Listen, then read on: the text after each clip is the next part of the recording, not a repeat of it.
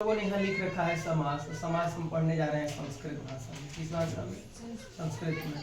और संस्कृत में जब इसको पढ़ना है, इसके लिए समास के बारे में अगर बात करें तो समास की परिभाषा होती है कि दो या दो से अधिक शब्दों के या पदों के मेल को समास कहते हैं। कम से कम दो पद हो या दो से अधिक पद हो। उदाहरण के तौर पर हम कहते हैं प्रतिदिन। प्रतिदिन अगर प्रतिदिन यहाँ लिखा गया है तो यह बात साबित करती है कि इसमें दो पद हैं, प्रति और दिन। पहले को कहते हैं प्रथम पद और दूसरे को कहते हैं उत्तर पद। तो समास में कितने पद हो गए? कम से कम दो। इस बात को तो हम जान लीजिए कि समास में कितने पद हो गए? दो। एक उदाहरण ये दिया गया है प्रतिदिन, और यह उदाहरण अव्ययी भाव समास का है। अच्छा, चलिए समास के बारे में जानते हैं। समास को जब हम चर्चा करते हैं तो समास का मतलब होता है, समास का विच्छेद करेंगे अगर समास का तो बनेगा सम धन आस।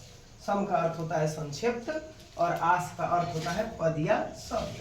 अब हम इस बात को जानेंगे कि जब कोई भी बात, बहुत बड़ी बात को छोटे तरीके से हम कह दें, एक शब्द में कह दें तो समासिक शब्द हो गए। अगर इसको अंग्रेजी में कह लें तो इसको हम कह देते हैं कंपाउंड, COMPOUND। अगर यही शब्द साइंस की भाषा में देखा जाए इसको हम कह देते हैं यौगिक। अगर साइंस के दृष्टिकोण में यौगिक, इसी को अंग्रेजी में कंपाउंड और हिंदी में समास कहते हैं। इसलिए देखिए यौगिक का मतलब ये होता है कि कम से कम दो तत्व मिले। जैसे मान लीजिए कि हम कह रहे हैं NaCl। यौगिक में अगर बात करें तो NaCl, सोडियम क्लोराइड, यहाँ Na और Cl सोडियम और क्लोरीन के मिलने से बनाते हैं। वहाँ जैसे दो शब्द मिल रहे थे, ऐसे ही इसमें दो शब्द मिलेंगे तभी समास होगा। तो यहाँ लिखे हैं समास में तीन प्रमुख भाग होते हैं। समास के अंतर्गत कितने भाग होते हैं? तीन। पहला होता है समासिक शब्द या पद, जैसे यहाँ लिखा है समासिक शब्द है, दो शब्दों से मिलकर बना है।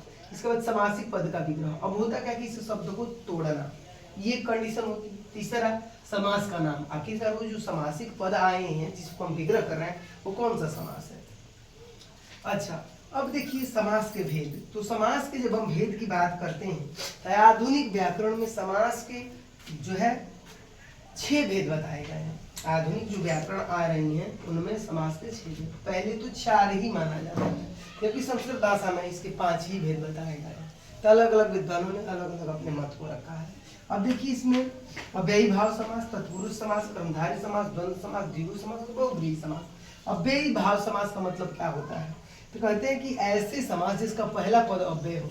अव्यय का मतलब हालांकि ये होता है जिसका व्यय न कर सके, जिस शब्द को हम तोड़ न सके, तोड़ दे तो अर्थविहीन हो जाए। जो टूटे और अर्थविहीन होंगे उनको हम अव्ययी समास के शब्द कहेंगे। अच्छा, अव्यय का अर्थ है जिसका व्यय न हो, और ये जो शब्द होते हैं जैसे यथा का मतलब होता है जैसे, तो यथा का मतलब यहाँ जो लिखे हैं इसका मतलब होता है जैसे। संस्कृत में इसको यथा कहते हैं और हिंदी में जैसे। अच्छा, उप, अनु, प्रति, भर, यथा, आ, ये शब्द क्या है? ये सभी के सभी शब्द अव्यय हैं, इनका व्यय नहीं किया जाता। यही शब्द किसी शब्द के पहले लग करके अगर शब्द के एक नए शब्द का निर्माण कर रहे हैं तो उनको हम कहेंगे अव्ययी भाव समास के शब्द। जैसे यहाँ प्रति लगा है, ध्यान से देख रहे होंगे, यहाँ 20 में लिखा है प्रति। और इसके बाद हम जब चलते हैं तो नंबर आ जाता है तत्पुरुष समास। कहता है कि इसके बीच में 6 कारक चिन्ह छिपे होते हैं।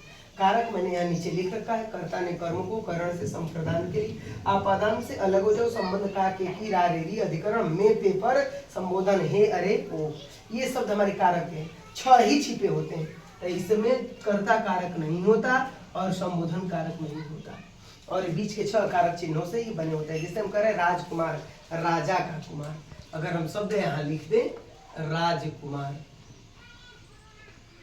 तो इसका हम विग्रह जब करेंगे तो होगा राजा का कुमार।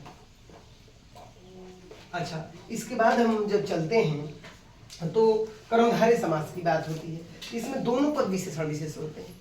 कितने होते हैं? तो 2 पद होंगे, एक विशेषण होगा दूसरा का विशेष होगा। जैसे प्रधानमंत्री, मंत्रियों में है जो प्रधान। और इसके बाद द्वंद्व समास की बात होती है। तो ये जो शब्द इसमें पाए जाते हैं ये एक दूसरे के विपरीतार्थक होते हैं, बीच में योजक चिन्ह होता है। जैसे इसके तौर पर हम कह लें कि द्वंद्व समास का उदाहरण जो होगा, हमारा उदाहरण होगा जैसे दिन रात, दिन और रात।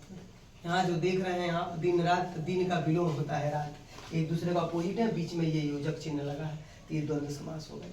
और इसके बाद द्विगु की बात करते हैं तो संख्यावाची होते हैं। तो संख्यावाची में बालक हम ये जानेंगे, संख्यावाची मतलब जिसकी संख्या से शुरू हो, जैसे हम कह रहे हैं त्रिलोकी या त्रिलोक, त्रिलोक, तीन लोक। तो तीन लोकों का, इसका विग्रह जब करेंगे तो तीन लोकों का समूह। यहाँ जो था तो दिन और रात योजक को हटा देते हैं, विग्रह में यहाँ और जोड़ देते हैं।